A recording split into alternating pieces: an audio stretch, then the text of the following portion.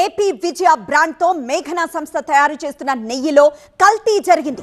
Vegetable oils తో పాటు కొన్ని రసాయనాల్ని గుర్తించారు. ఎన్డీడీపీకి పంపి మరీ టెస్టులు చేయించింది తెలంగాణ పాడి పరిశ్రమ శాఖ. ఆధారాలు ఉన్నాయి అంటూ మీడియా ముందు బయటపెట్టారు అమిత్ రెడ్డి.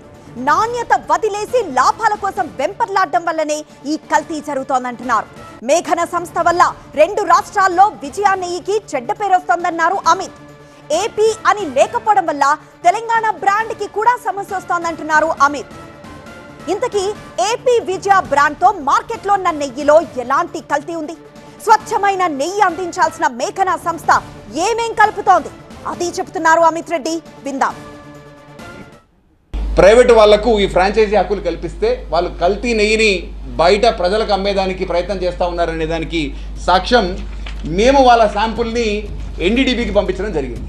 ఈ శాంపుల్ అనేది కాఫ్ ఎన్డీడీబీకి సంబంధించిన సంస్థ ఢిల్లీలో ఉంది. వాళ్ళు టెస్ట్ చేసిన తర్వాత ఒక రిపోర్ట్ ఇవ్వడం జరిగింది. ఈ రిపోర్ట్ ఏం చెప్తుందయ్యా అంటే దీంట్లో బీటా సైటోస్టెరాల్ అనే ఏదైతే ఒక ఎలిమెంట్ ఉంటుందో దాని ప్రెజెన్స్ ఉంది. అదేవిధంగా లైనోలిక్ యాసిడ్ మోతాదుకు మించి ఉంది. ఇవి 2 అంశాలు ఎందుకు ఇంపార్టెంట్ అంటే ఇవి 2 ఏం సూచిస్తున్నాయంటే ఈ పర్టికులర్ గుజరాత్లో తయారవుతున్న నెయ్యిలో వెజిటబుల్ ఆయిల్ కలిసేసి ఉంది అని. అంటే నెయ్యి అంటే ఖచ్చితంగా మనం అందరం కూడా ఏం విశ్వసిస్తాము? ఒక ఆవు ద్వారానో లేకపోతే ఒక గేదె ద్వారానో వచ్చే పాల నుంచి మనం నెయ్యిని తయారు చేస్తే ప్రజలకు కానీ లేకపోతే ఒకవేళ దేవస్థానాలకు ఇస్తే దేవస్థానాలకు కానీ, ఎందుకంటే మనం అందరము చాలా విశ్వసనీయతోని కన్స్యూమ్ చేస్తాం, పిల్లలకి ఇస్తాం. కాబట్టి మరి అట్లాంటి వాటిలలో వెజిటబుల్ ఆయిల్ అనే అంశాలు క్లియర్గా ఉన్నాయని చెప్పేసి ఈ ఎన్డీడీబీ అనేది సర్టిఫై చేస్తూ ఈ టెస్ట్ రిజల్ట్స్ అనేది ఈరోజు మీడియా ముఖంగా ప్రజల ముందు పెడతా ఉన్నాం.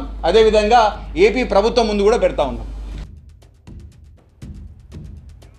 ఆంధ్రప్రదేశ్ లో విజయ నెయ్యి కల్తీకి సంబంధించి పూర్తి వివరాలు మా అసోసియేట్ ఎడిటర్ ఈశ్వర్ ని లైవ్ ద్వారా అడిగి తెలుసుకుందాం. ఈశ్వర్, ప్రస్తుతం గుత్తా అమిత్ చాలా క్లారిటీతో అలాంగ్ విత్ ప్రూఫ్స్ తో సహా చూపిస్తున్నారు ఏపీలోని విజయ డైరీకి సంబంధించిన నెయ్యి కల్తీ జరిగింది అని చెప్పి. అది కూడా ఎప్పుడు కల్తీ జరిగిందో కూడా చెప్తున్నారు. సో ఈ మేఘనా సంస్థ ఎవరికి చెందింది, ఎక్కడికి చెందింది? ఫ్రాంచైజీ తీసుకున్న దగ్గర నుండే ఈ కల్తీ జరుగుతూ వస్తోందా?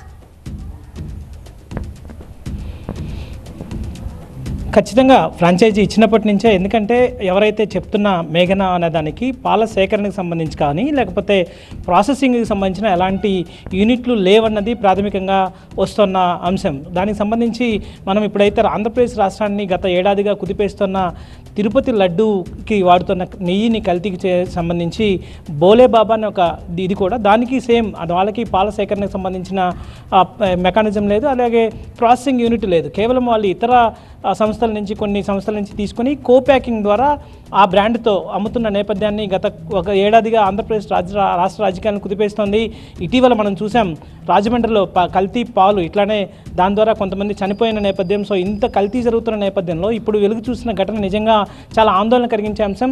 కానీ దీనిలో ఫ్యాక్ట్స్ ఒకసారి చూస్తే విజయ అనేది ఒక కామన్ బ్రాండ్. అది AP dairy development and cooperative federation అని ఆ సంస్థకి సంబంధించిన బ్రాండ్. అది దాన్ని ఇక్కడ ఆంధ్రప్రదేశ్లో కృష్ణా మిల్క్ యూనియన్ దాన్ని ఇక్కడ ఆ బ్రాండ్ని ఉపయోగిస్తుంది. దాదాపుగా కృష్ణా మిల్క్ యూనియన్ అయితే చాలా ఎఫెక్టివ్ పర్ఫార్మెన్స్తో 5 లక్షల మంది రైతుల నుంచి రెగ్యులర్గా పాలన సేకరిస్తుంది. దానికి తిరిగి వచ్చిన డబ్బుల్లో 84% రైతులకు ఇస్తుంది. సో అట్లాంటి కోఆపరేటివ్ ఫెడరలిజం ద్వారా దాని పూర్తి స్థాయిలో రైతులని సమృద్ధి చేయడానికి కావచ్చు, రైతులను ఎంపవర్ చేయడానికి ఒక ఎఫెక్టివ్ సిస్టమ్ ద్వారా ఇక్కడ దాన్ని పాలన సేకరించడం, ఆ పాలన ప్రాసెస్ చేసి మళ్ళీ ఎఫెక్టివ్గా అన్ని హౌస్ హోల్డ్స్కి అందించడం, సో ఇట్లాంటివి చేస్తుంది. కానీ అట్లా చేయాల్సిన నేపథ్యంలో వాటికి ఏమాత్రం సంబంధం లేకుండా డైరీ డెవలప్మెంట్ అండ్ కోఆపరేటివ్ ఫెడరేషన్కి సంబంధించిన అధికారులు తెలంగాణకు సంబంధించిన ఒక సంస్థకి దీనికి కో-ప్యాకింగ్ టెండర్ ఇచ్చారు. దానికి సంబంధించి ఆ టెండర్ నోటిఫికేషన్ మీద కూడా చాలా అనుమానాలు ఉన్నాయి. కేవలం టెండర్ పేరుతో టెండర్ పిలిచారు కానీ ఎవరు పార్టిసిపేట్ చేయలేదని కేవలం ఒకే కంపెనీకి ఇచ్చినట్టుగా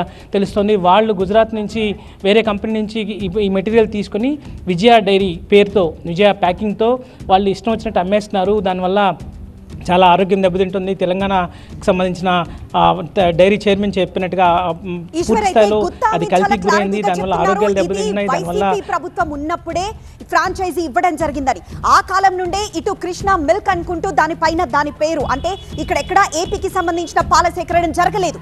మొత్తం గుజరాత్ కి సంబంధించిన పాల సేకరణ గుజరాత్ లోనే నెయ్యి తయారీ అనేది జరిగింది. సో అధికారులు ఎందుకు దీనిపైన దృష్టి పెట్టలేదు? అసలు గుజరాత్లో అయినా పాల సేకరణ జరిగిందా, లేకపోతే ఇప్పుడు తాజాగా తిరుపతి లడ్డూలో వచ్చినట్టుగా సిబిఐ రిపోర్ట్లో ఇచ్చినట్టుగా ఒక కెమికల్ కాంపౌండ్ మొత్తం అది రసాయనాల మిశ్రమంగా దాన్ని చూసిన నేపథ్యం మనకి కనిపించింది. కాబట్టి సేమ్ అట్లాంటి పరిస్థితే ఇక్కడ కూడా కొనసాగిందని చెప్పలేని పరిస్థితి. కృష్ణా మిల్క్ యూనియన్కి ఇప్పుడు తెలంగాణలో సప్లై విజయ పేరుతో సప్లై అయిన దానికి ఏమాత్రం సంబంధం లేదు. కృష్ణా మిల్క్ యూనియన్ కేవలం ఆంధ్రప్రదేశ్కి సంబంధించింది మాత్రమే. విజయ డైరీ అనేది కామన్ బ్రాండ్. ఆ బ్రాండ్ని AP dairy development and federation వాళ్ళు, కోఆపరేటివ్ ఫెడరేషన్ వాళ్ళు హైదరాబాద్లో ఎవరికో ఒకరికి ఫ్రాంచైజీ ఇచ్చారు.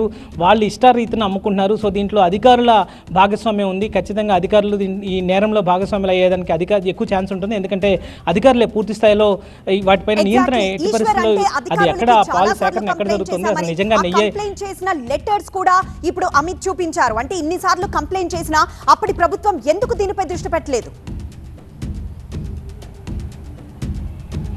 ఎగ్జాక్ట్లీ, అప్పుడు ప్రభుత్వం కావచ్చు, తాజాగా అధికారులు వాటిని దృష్టి సారించాల్సిన అవసరం ఉంది. ఒకవైపు తిరుపతి వ్యవహారం ఇంత జరుగుతున్న నేపథ్యంలో లడ్డూల నెయ్యికి సంబంధించి నెయ్యి నాణ్యత పైన పెద్ద ఎత్తున చర్చ జరుగుతుంది.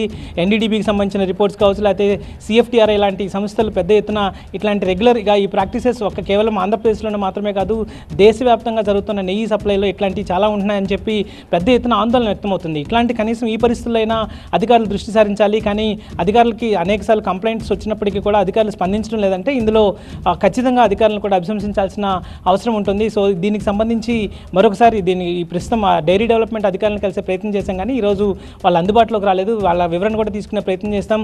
ఒకవేళ ఇట్లాంటి ఫ్రాంచైజీ ఇస్తే వాళ్ళు ఇష్టం వచ్చినట్టుగా సప్లై చేస్తే, ఆ నాణ్యత లేని పాలు కావచ్చు, పెరుగు కావచ్చు, నెయ్యి లాంటివి సప్లై చేస్తే దానిపైన ఎవరికి అజమాయిషీ ఉండాలి, తనిఖీలు చేయడానికి వీళ్ళకి ఎట్లాంటి మెకానిజం ఉంది, వీళ్ళు వెళ్ళి గుజరాత్లో తనిఖీలు చేసే అవకాశం ఉండదు.